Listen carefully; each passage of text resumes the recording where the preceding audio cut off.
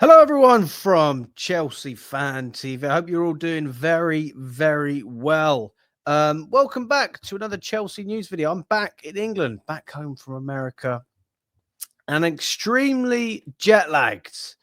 But I thought I'd make a little video just on what's going on at the moment regarding Noni Madueke, everything going on to do with his potential future at Chelsea.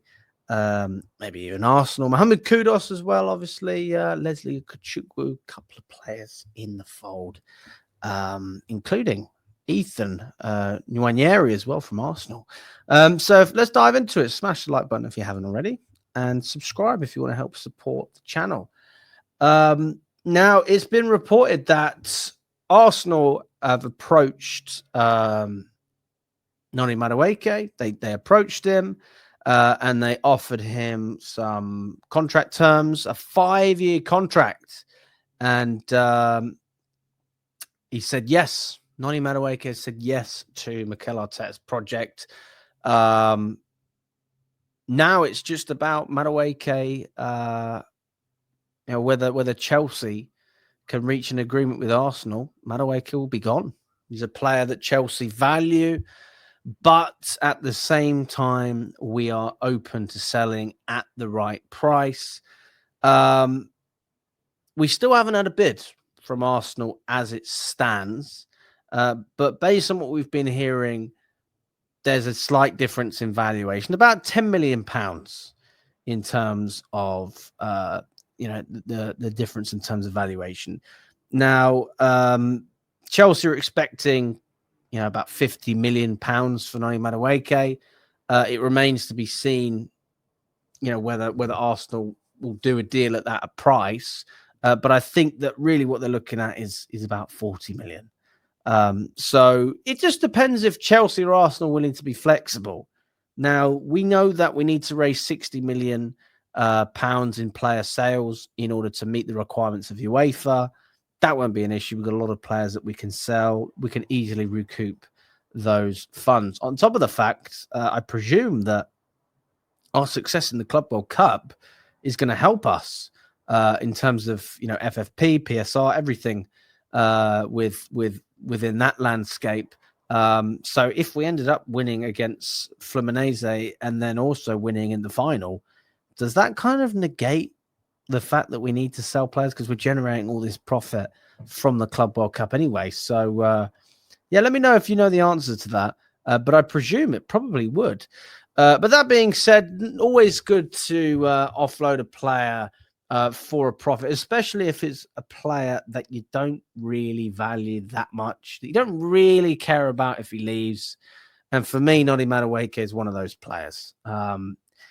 He's an okay player. Not a good player, not a great player, not a terrible player. He's all right. That has been my stance of Madueke pretty much ever since he's been at the club.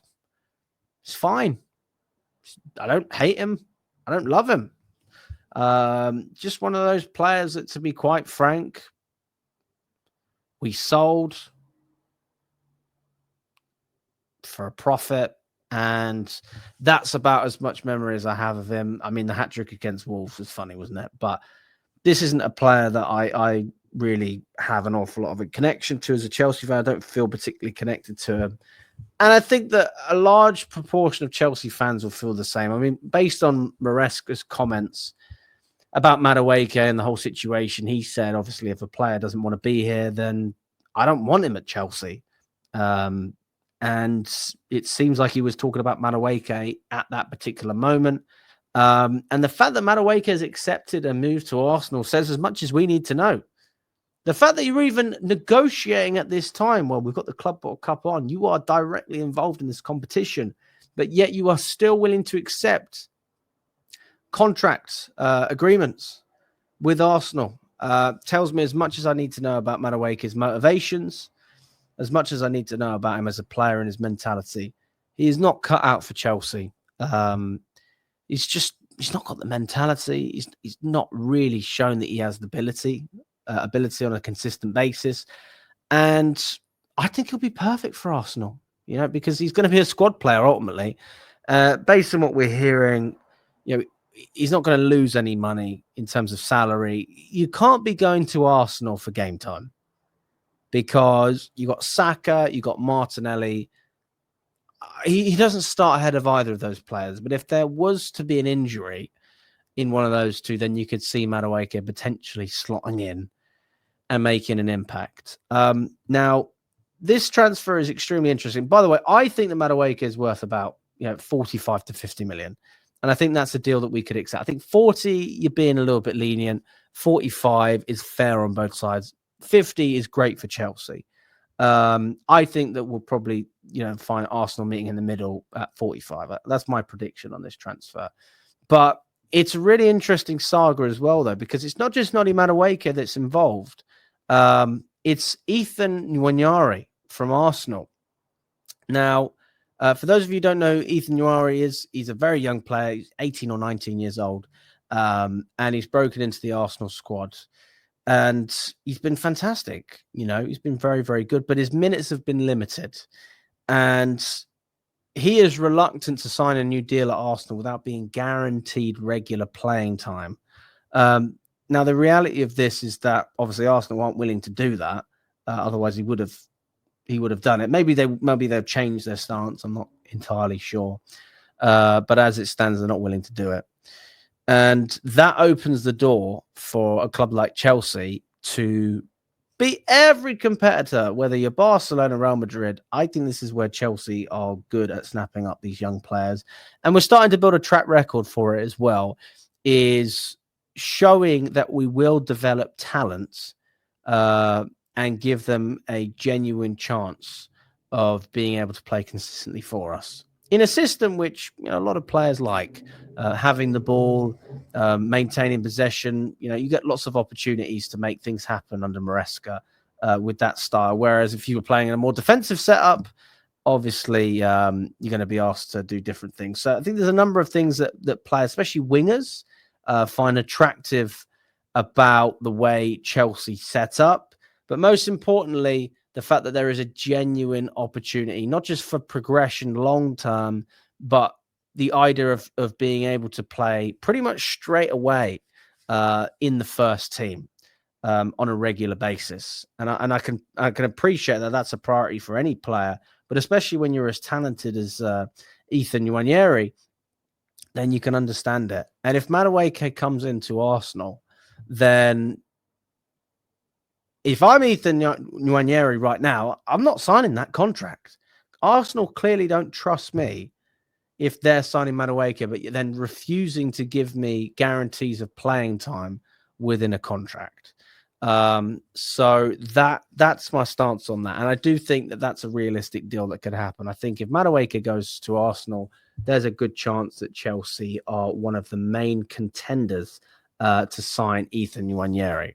But we're going to have to wait and see what happens there. Now, just moving on to another player, Mohamed Kudus. Chelsea's been linked with him loads, haven't we? And we've definitely registered interest. But as it stands, according to Fabrizio Romano, Mohamed Kudus only wants to join Tottenham this summer window. The player has been very clear on his intention to join Spurs and not consider any other club or approach now. Now, why the hell does Mohamed Kudus want to join Spurs?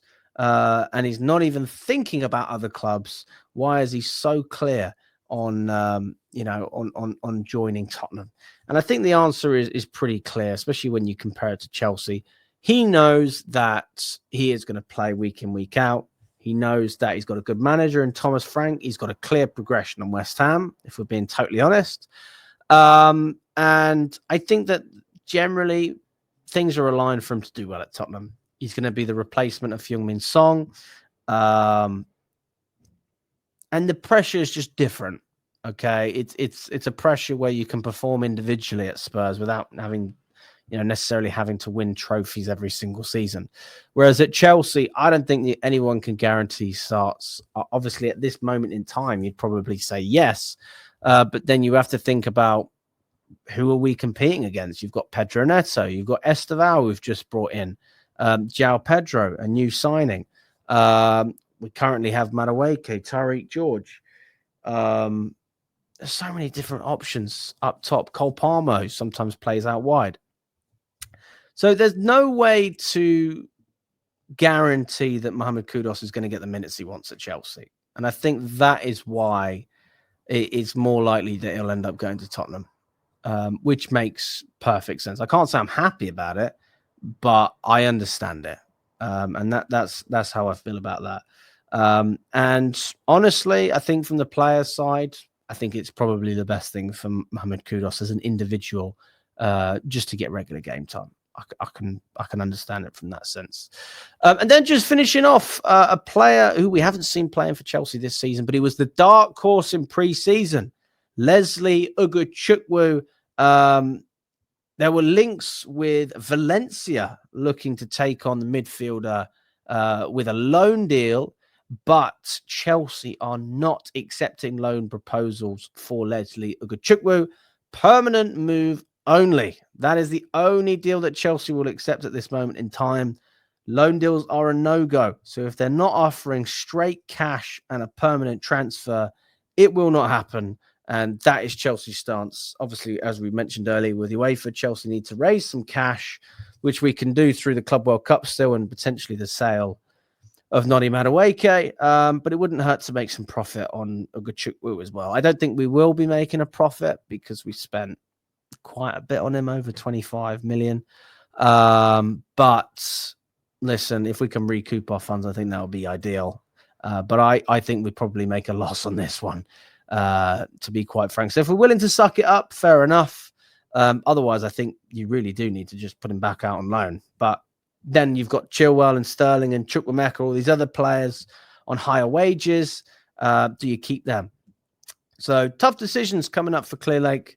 And the recruitment, the directors, and we'll have to wait and see what happens. But listen, that's the latest roundup as it stands, and looking forward to catching up with you all very soon. Let me know what you think about the video. Do you agree or disagree with anything we're doing? And all the best, guys.